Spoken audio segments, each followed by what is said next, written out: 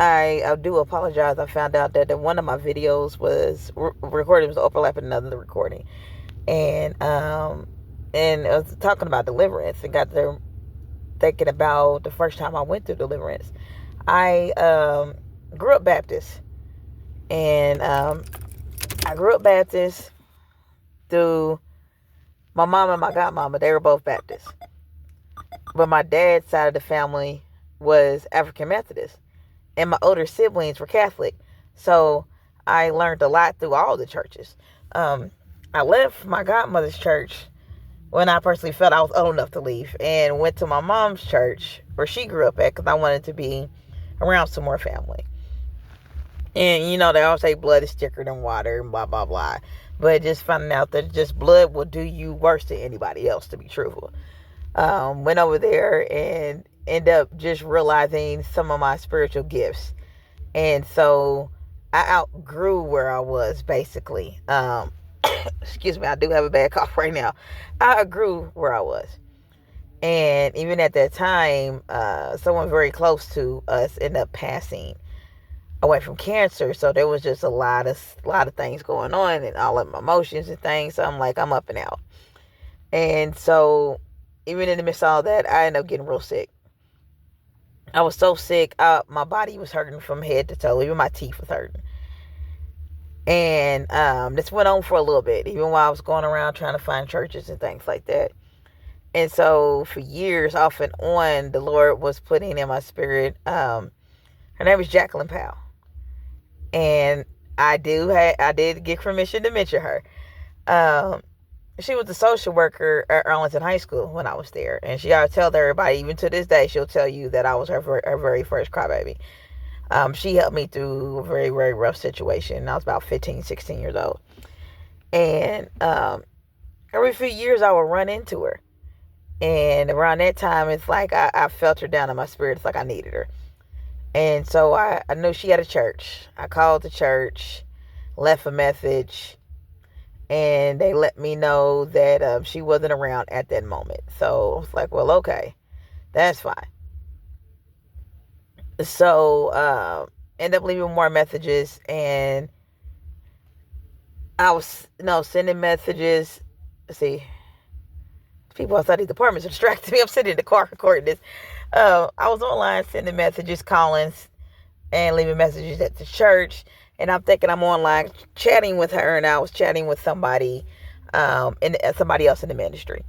So she ended up calling me one day, and we were talking. I'm telling her about my family, telling her all the stuff I've done, everything I'm doing, and told her what was going on with my body.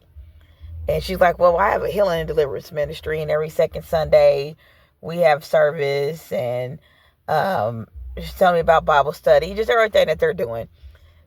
She said, come on through. And so we ended up going, I think it was a Thursday night.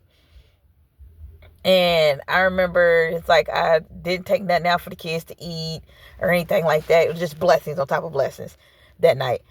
Picked them up from the daycare, and the daycare owner, her way of giving me money when I volunteer and things, she'll slide in my pocket.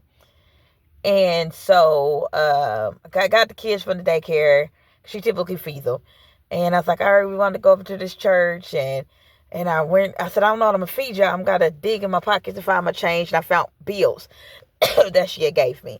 So I went and stopped and got them something to eat. And I'm going down the street. And I'm like, oh my God, I don't know if this street's going to cut off to where we need to go. And my oldest daughter, she was like, Mommy, keep going. This is the way Daddy went to get over there. I know where we're going. She's like, just listen. And every which way turn, and everything she told me to turn, which way she told me to go was the right way to go. So we ended up at the church, and get in there. People was opening up the door, and they're introducing themselves to me, and the kids, and everybody was very nice and polite. And I get back in her office, and the brace she gave me is what I needed at that moment. And so we went on in for service.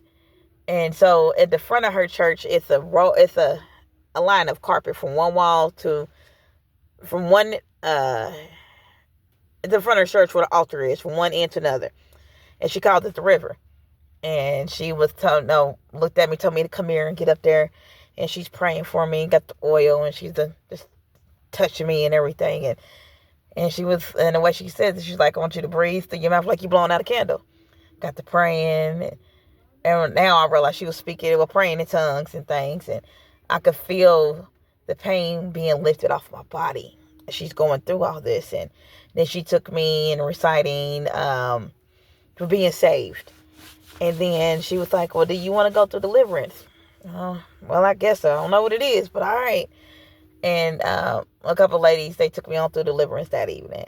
But it was something that saved me, basically, because I was able to get up the next day. And so for some months after that, no pain.